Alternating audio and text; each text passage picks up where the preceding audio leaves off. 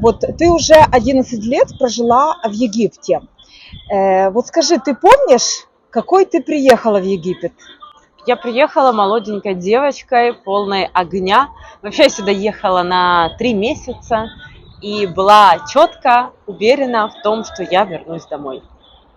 Но Египет потрясающая страна, которая умеет засасывать. Так получилось, в общем-то, и у меня. Мы приехали на 3 месяца, прошло 3 месяца, потом я попала в Каир, и там я просто зависла. Ну, а теперь могу точно сказать, что Египет стал моим вторым домом. Поэтому сейчас, когда мне задают вопрос, а хочешь ли ты вернуться домой, дома у меня 2, поэтому куда бы я ни ездила, я все время возвращаюсь домой. Так тянет по-настоящему уже, да? Но это уже стало частью реально моей жизни и стало частью меня. А что тебе больше нравится? Море, климат сухой, прекрасный, фрукты, отношения египтян? Ну, я точно могу сказать, что я житель Каира, я не житель Хургады. Поэтому сказать, что моря нет.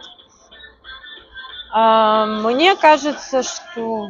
Я даже не знаю, я тебе, наверное, так не отвечу на этот вопрос, потому что это стало частью меня, и многие, кто знают меня, да и ты тоже, очень часто говорят, что я стала очень сильно египтянкой. Поэтому я привыкла. Угу. Я привыкла к этой стране, я привыкла к этой жизни, и я привыкла вообще к этой обстановке, к этой атмосфере. Угу.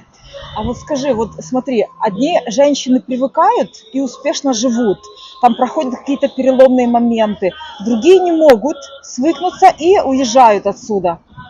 Мне кажется, каждый из нас живет очень долгое время в таком понимании «я здесь временно». И вот чем дольше ты живешь в этом понимании, тем тяжелее тебе здесь. Потому что когда в голове приходит момент «все, я здесь живу и здесь есть мой дом», тогда ты начинаешь по-другому смотреть на все эти обыденные вещи. И второй момент, наверное, очень важный такой, что с вот этим осознанием «это мой дом», ты начинаешь этот дом усовершенствовать. То есть ты начинаешь выбирать места, ты совсем по-другому, даже не знаю, общаешься с этими элементарными арабами, которые вот, ну, которых мы видим, да, там пересекаем где угодно, в тех же кафе, в тех же заведениях. И очень часто мы наблюдаем такую историю, да, там, когда девочки только вновь прибывшие, у них куча разборок с местным населением. А мы уже здесь годами просто на это не обращаем внимания, проходим мимо, и в какой-то момент даже осознаем, боже, меня уже и не задевают. Но мне кажется, у тебя так же. Угу. Слушай, наверное, по этой причине египетские мужчины, ну, в большинстве случаев всегда спрашивают у женщин, ты первый раз в Египте и как долго ты тут живешь? Я не могу ответить, я не знаю. А вот они задают такие вопросы, это к тому, что как ты, то есть с тобой будет легко взаимодействовать или уже сложно, потому что с нами уже сложно. Мне кажется, в туристическом регионе вообще, вот Хургада, Шарм, с ними вообще очень тяжело. Но я всегда говорю о том, что ко мне пришло такое осознание, что у них нет другого выхода. То есть они приезжают с маленьких сел. Угу. Давай по-честному, они все с бедных семей. И чтобы он сюда приехал, его семья, там, не знаю, кто-то продает корову, козу, там, все, что у них есть, баранов, они там год собирают эти деньги, и он приезжает. А потом, как в местных традициях, семья начинает с него требовать. И они действительно искренне, если ты видишь любого мальчика, египтянина, который там в 20 лет приехал в Хургаду, там, и вот он неделю в Хургаде, он искренне будет тебе рассказывать, что он хочет развиваться, что он хочет работать, что он хочет чего-то добиваться. Даже если он там говорит, я хочу иностранку, он искренне хочет этих отношений, он искренне верит о том, что да, он может там жениться на иностранке, уехать куда-то и построить хорошую семью, начать работать.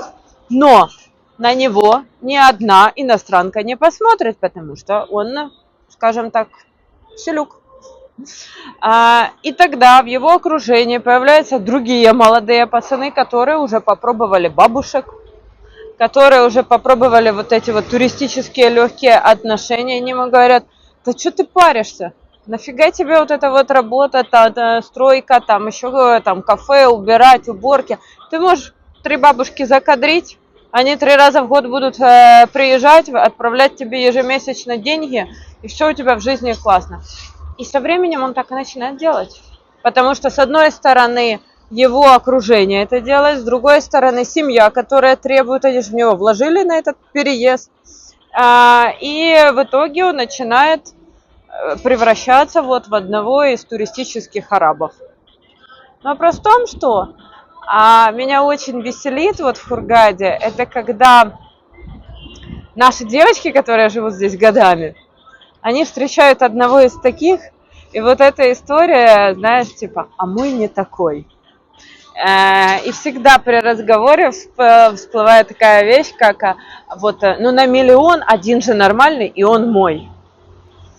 Я понимаю, что это временная история. Я всегда так мило улыбаюсь, прохожу мимо и знаю прекрасно, что через год, 2, 3, максимум 5, она вернется с той же историей, что он ужасный, он такой, как все и так далее. И у меня вопрос к женщинам. Почему вы изначально, зная все эти истории, на это ведетесь? А почему? Вот вера в иллюзию, вера в сказку. Хочется сказки, чего-то красивого, да? Я не знаю. Ну вот, Я просто не знаю. вот смотри, у меня есть Вида. Ты, кстати, ее помнишь, видела здесь? Да. Блондиночка. Она уже прилетела сюда. И, конечно же, она мне пока не пишет ничего, потому что сначала у нее встреча с Альфонсиком. Подарки ему, деньги, ну то есть сначала он. Несколько дней с ней, потом он забирает подарки, все, он уже поедет домой, что-то придумает, почему ему нужно срочно домой. Потом она мне напишет, скажет: Виктория, я готова. Потом она скажет: он будет меня провожать, а я говорю: не, он не будет тебя провожать.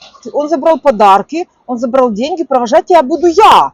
Потому что ты в меня не вкладывала, я тебе недорого. Почему? Ты в меня не вкладывала, ты мне подарки не слала, ты мне деньги не слала с Англии, ты слала ему, он тебе дорог. А я тебе недорога. Я просто там все бегаю с камерой, да, и вот, ну то есть вот к чему это. Так что она уже здесь. Ну вот, и она говорит: Вика, а что будет, если будет? Если я буду тут жить, мы будем вместе жить. Я говорю: вы не будете вместе жить, потому что у него семья в Люксоре. Вот, там, ну то есть она там всю семью обеспечивает. И там он типа говорит: сестры, но сам. Но они будут ее уважать. Уважать? Они будут ее преподносить. Да, преподносить, да. Ну. То есть вот это. Знаешь, надо. у меня всегда вопрос такой момент к женщинам: а чего вы хотите? Сама соглашаешься на то, что она есть в твоей жизни, и за то, что как бы ты соглашаешься на эту роль? То есть на эту роль соглашается определенный тип женщин, да?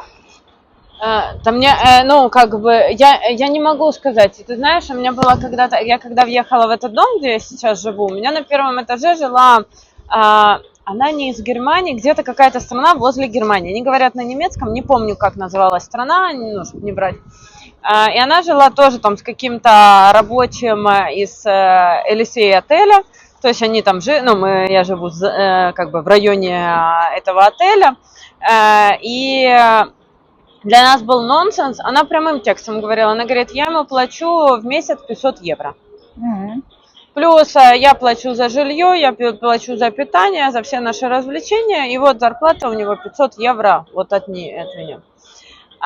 И мы с ней говорили, потому что очень многие соседи, это обсуждалось очень сильно, потому что их разница в возрасте, это было, ну, просто прабабушка и внук.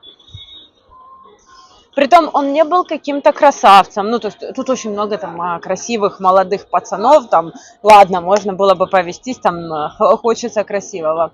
А он не был. Ну, то есть он был вообще никаким. И весь дом об этом гудел. И я в какой-то день я вышла на бассейн, встретила ее. И мы начали с ней разговаривать. Она же мне вот это вот рассказывает. А я говорю ей, ну, я же девочка прямая. Я ей задаю вопрос, говорю: ну вы же понимаете, что он вас не любит? Она говорит, ты знаешь, говорит, я прожила всю жизнь с мужем. У меня взрослые дети. А мой внук старше, чем он. И я никогда в жизни не привезу его домой. Но мне хочется внутри почувствовать себя девочкой. И я это покупаю. Я прекрасно понимаю, что через 5 минут после того, как он проведет меня в аэропорт, за такси которого заплачу я, он поедет к какой-то другой барышне. В этом есть понимание. Но для меня, может быть, пока есть возраст, может быть, я не знаю, что. У меня непонимание, зачем это. Но опять, я не могу осуждать людей, потому что я не прожила их жизнь, и я не знаю, что буду я делать. Слушай, может, потому что вот люди не умеют как бы вот эти эмоции создавать сами себе. Допустим, Ты знаешь, мне кажется, еще очень много, ты очень любишь тему нарциссов. Мгм. Но что я начала здесь замечать, она здесь в Хургаде реально очень популярна. Ну, то есть, опять, Каир это совсем другое общество, совсем другая жизнь. Я сейчас не говорю за весь Египет, хотя у меня есть канал в Egyptian Guy в ТикТоке, и там меня очень хорошо хайп, потому что я выставляю истории Хургады как бы какими-то цитатами на общее обозрение. Но я не говорю сейчас за весь Египет, я говорю за туристические как бы города. И есть вот этот вот, потеряла мысль. Вайб, ты между вайб Хургады, Нет, раскрутить, нарциссический нет. цикл. Нарциссы. Нарциссы и Хургада – это просто безумно популярная тема. И вопрос состоит в том, что я начинаю наблюдать отношения очень многих девочек, притом, знаешь, девочки вот, ну, как бы молодые девочки. То есть это не взрослые женщины, там, которым, ну, пипец, у нее как бы последний шанс, последний вагон. А именно молодые, красивые девчонки, которые здоровы, которые в возрасте создавать семьи и рожать детей, и они попадают в отношения с этими нарциссами. И что я поняла, это проблема адреналина в крови. И вот нарцисс, то есть на нарцисса попадает только тот, у кого реальная нехватка этого адреналина. И я просто вот слушаю историю, так вот сижу иногда и просто говорю, а ты понимаешь, что ты наркоманка? Она, нет, почему? Но он же вот так вот. Я говорю, ты просто наркоманка. Я тут вернусь и посоветую всем, я это просто советую вот каждому, кто как-либо... Я не знаю, что такое нарциссы. Единственная тема, которая для меня зацепили нарциссы, это была тема книги Богинской, правильно, Богинская, по-моему, «Жить жизнь». В России сняли на него сериал, испоганили эту книгу как только могли. Ничего не дали из того, что там написано, но эти 3 тома, мне кажется, должна прочитать каждая женщина. Потому что там четко, так классно, в такой, ну, типа, в виде романа, в легкой очень форме, прописано то, что создает и делает нарцисс, и как он вообще руководит женщинами. Но, опять, это допинг. То есть по факту, когда мы говорим, фу, арабы там что-то употребляют, они там курят и так далее, вот они там все... Ребята, вы сидите, ну, девочки, вы сидите просто на допинге адреналина, и вы просто зависимы. Поэтому я всегда говорю девочкам идти сразу к психологам. И мне кажется, дорогие психологи, если вы меня здесь слышите в Хургаде, поднимайте эти темы, потому что реально здесь страдающих этой проблемой очень много. И девочкам реально нужна помощь. Жертва и тиран, ну или жертва и нарцисс просто успешно здесь наконец-то в Хургаде встречают друг друга. Да. И они получают каждый то, что им надо. Да. Но меня просто другое очень сильно бесит, девочки, правда. Нам надо хорошее, здоровое потомство. А после отношений с нарциссом, вообще со всеми биполярщиками, наверное, нас и так куча проблем в этой жизни, в любой стране мира. И все страдают какими-то депрессивными проблемами, какими-то психологическими проблемами. Но просто пережив вот этот вот опыт, у вас настолько страдает психика, что просто в будущем Несмотря ни на одни витамины, наверное, обследования и все и так далее, вы просто не сможете вырастить здоровых детей. Подумайте об этом. А еще психопатия передается по наследству. И если вы можете мужчину-психопата оставить, то иметь ребенка-психопата – это так себе удовольствие. Вырастить здорового ребенка сможет только здоровые люди. А когда ты пережила вот этот вот, ну, типа, психологическую проблему, ты уже автоматически становишься нездоровой. Ну, прекрасный пример. Надо идти в терапию. Почему надо идти в терапию? Да, сразу. То есть, когда ты видишь там первое какой-то эксцесс тебя ты не понимаешь, иди сразу. Девочки, если вас погружают в какие-то непонятные ситуации, вам начинают рассказывать, что ты в чем-то не права, и ты что-то не поняла, и ты что-то придумала, идите сразу в терапию. То есть не надо обсуждать это с подружками, не надо это обдумывать, обсуждать, особенно, пожалуйста, не пользуйтесь GPT-чатом. Давайте будем честны, технологии доходят до того, что нас просто будут через это все контролировать. И каждый раз, выливая душу, ты создаешь такую базу, как-то бы контролировать и манипулировать. И смотрите, давайте представим ужасную ситуацию, что вот этот манипулятор вскроет ваш GPT-чат и прочитает ваш мозг. Поэтому вот подумайте об этом и сразу вот реально идите в терапию. И опять обращаюсь к психологам.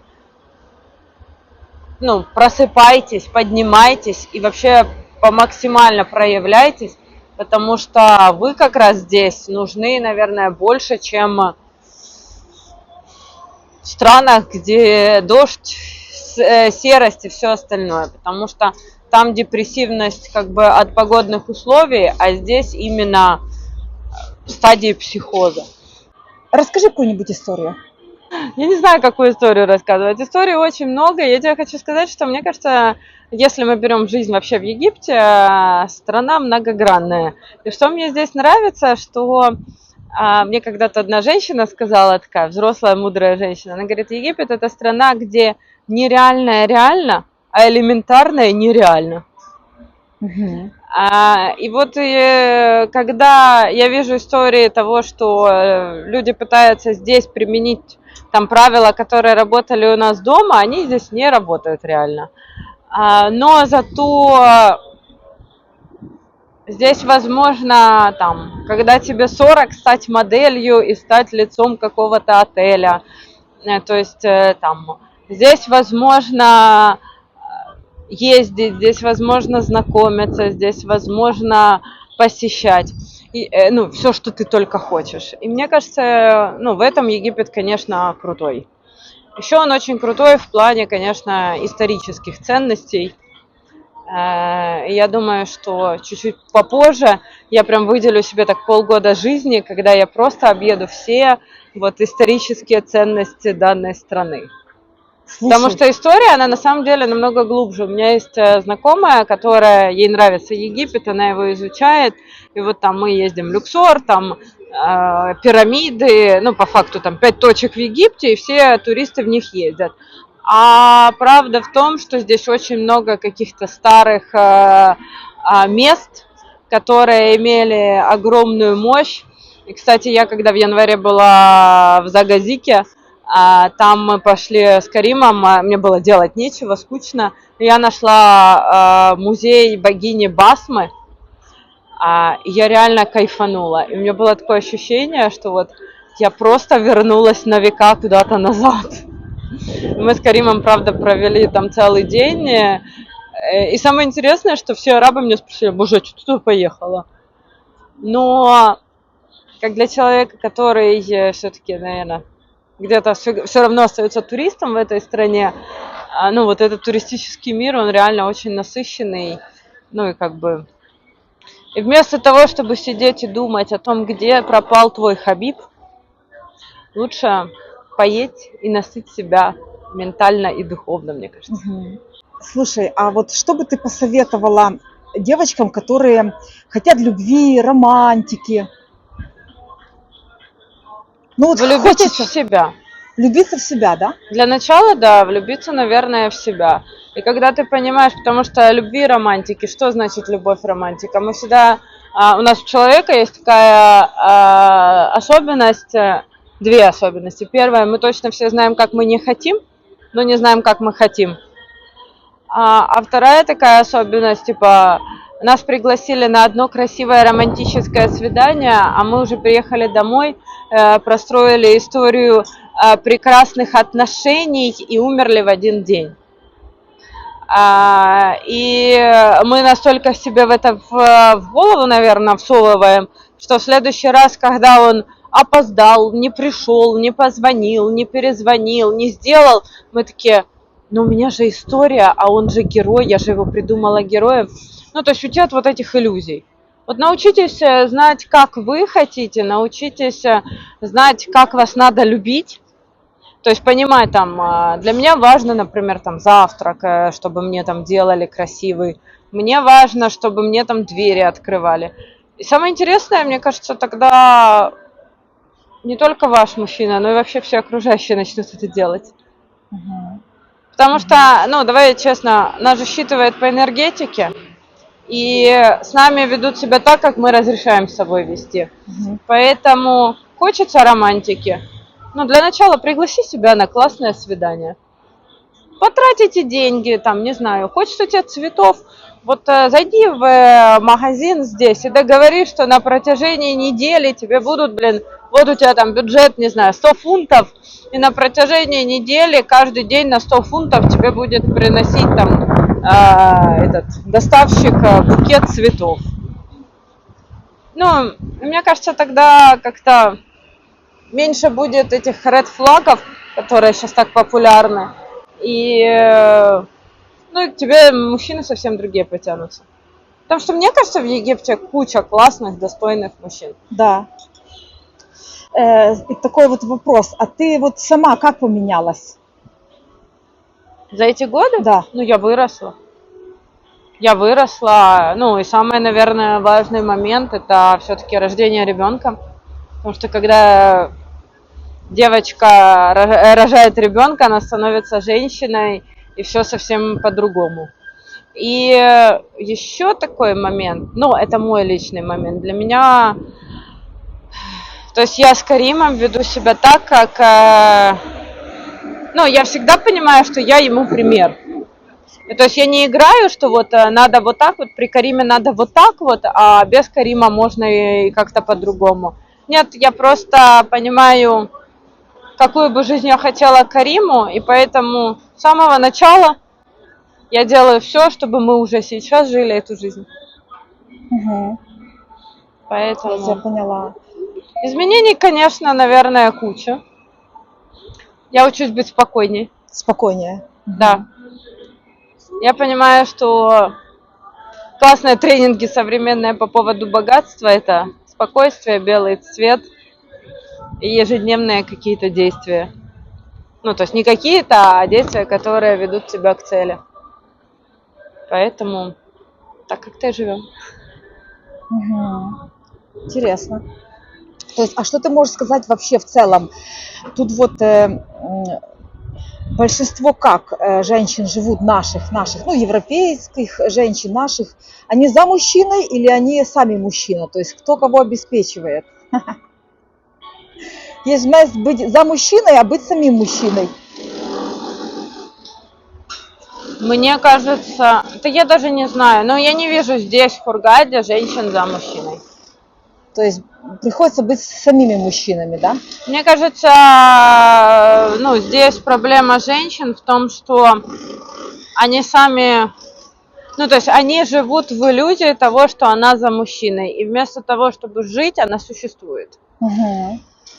Угу. Ну, то есть она как-то выживает, она сама не проявляется, потому что, либо если она даже проявляется, тут приходит какой-то следующий курьезный момент, это когда она пытается его тянуть и дотянуть. До какого-то уровня дотянуть? Да, хотя бы до своего. Но... Это сколько лет нужно, чтобы дотянуть? Нисколько, никогда не дотянешь. Ага. По психологии мужчина должен выбирать женщину, то есть, вернее, это так, по психологии женщина может быть с мужчиной равным, либо выше. А мужчина всегда должен быть женщиной, которая ниже него. Только в таком случае будет, ну, как бы гармоничное отношение и нормальное развитие. Ниже его по статусу, по деньгам, но ниже, как По понять? всему. По всему, да? Потому что женщина, она может дотянуться и вдохновлять, а мужчина нет, он не дотянется. Он никогда не дотянется. Потому что изначально, ну, как бы, мужчина это сила. И, как бы, то есть, а когда она выше, сила подавляется. Мгм. Все, у него нет ресурса двигаться. Невозможно взять бедного мальчика, дать ему кучу денег. У него мышление останется все равно бедного мальчика. Мгм. Мгм. Мгм. То есть поэтому это одна из причин, почему там в Америке, да, например, сейчас многие ребята, то есть они вообще не думают про отношения и про брак до там 30-35 лет, потому что они развиваются. Очень много в Фейсбуке можно встретить объявления типа сначала как сделать орфи, все советуют, потом через 2 года та же девушка пишет, как вывести ребенка из страны. Вот что бы ты посоветовала таким девочкам? Представьте, ты узнала, что он беременный, ты узнала, что ты беременная, и представьте, что он умер. И вот действуйте из этой позиции. То есть ехать рожать в наши страны, да? Да, ехать рожать домой. У тебя должны быть четко все документы на ребенка, и только у тебя. Не потому, что он плохой, он может быть даже хороший, но его семья может быть не очень. Или один человек в семье может быть не очень хороший. Ты не можешь нести ответственность за всех. Это не, мы не дома, где муж и жена в равных правах. Здесь ты, рожая ребенка, ты рожаешь его семье.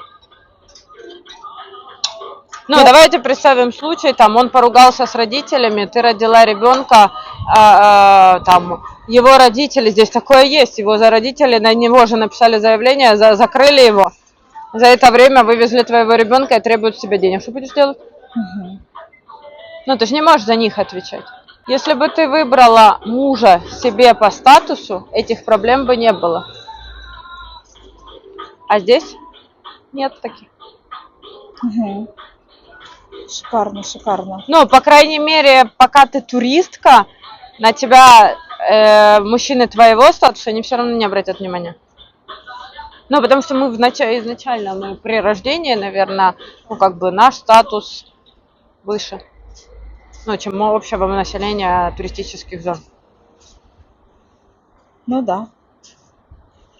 Ну, точно так же, как он приехал в хорошем статусе к нам домой, ну, и ты не посадишь его в первый же вечер, там, познакомишься в ресторане и посадишь за стол со своими друзьями или семьей.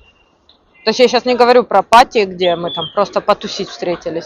Нет, на нормальной семье. Ты же не пригласишь его на свадьбу брата завтра. Какие, на какие красные флаги надо обращать внимание при... Мне кажется, красные флаги, чтобы вообще не обращать на них внимания, нужно понимать, как с тобой можно. И когда ты поймешь, когда ты вырастешь вот этот внутренний стержень, тогда ты будешь понимать, ага, этот человек классный, потому что все люди классные. Есть очень хорошая фраза, которую я очень сильно люблю. Конкуренции не существует. Каждый из нас излучает свой свет. И у каждого он просто разный. Поэтому, ну, как бы, нет плохих и нет хороших. Это все наши какие-то там вымышленные идеалы, которые там кто-то соответствует, кто-то нет. Просто эти люди другие. У них могут быть другие ценности, другая история, другие взгляды. И так тоже может быть. Ну как будешь прощаться с моими подписчиками? Или мы прощаться не будем? Мы не будем прощаться, но я хочу вам сказать о том, что в каждой непонятной ситуации концентрируйтесь на себе и на своем развитии. Больше читайте, больше путешествуйте, больше изучайте. И просто больше наслаждайтесь этой жизнью. Так, чтобы эти все моменты зависели от вас, и ваше настроение зависело от вас, а не от окружающих женихов. Ну и желаю найти каждой свою половинку. И Вообще желаю, чтобы каждый получил то, что он хочет. Мне всегда нравится вот эта вот фраза, типа, да она там меркантильная со всеми только за деньги. Вот ты знаешь, я за эти годы, наверное, не встретила ни одной такой меркантильной содержанки, которые бы обеспечивали хотя бы на 10-ю долю того, как старые женщины обеспечивают молодых египтяне. Поподробнее, пожалуйста. Ну вот посмотри, вот много же таких историй, да, когда приезжает там какая-то бабушка, она привозит ему телефоны, ноутбуки, одежду, она привозит ему там, ну, еда, там, не знаю, дается деньги на машины, даются деньги на квартиры. Я не знаю таких женщин-содержанок. Вот я не знаю ни одну иностранку здесь, в Хургаде, которую бы вот так содержали. А еще она ежемесячно ему помогает. Ну, боже, это же надо просто научиться. Русскоговорящие египтяне, напишите, пожалуйста, дайте, пожалуйста, мастер-класс.